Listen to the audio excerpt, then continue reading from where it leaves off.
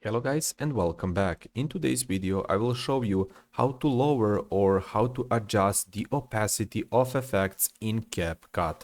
So first you need to open the CapCut application. After that I will add this snow effect on the timeline, and as you can see on the right side of your screen you don't have option to change the opacity. I only have option to change the speed and to change the atmosphere.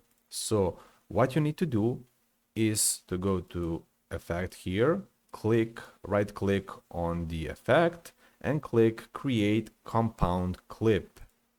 Okay guys, and then you need to scroll down a little bit and go to blend option, and of course you have option to change the mode, and you need option to change the opacity, to lower the opacity. And guys, basically that's it. Thank you for watching.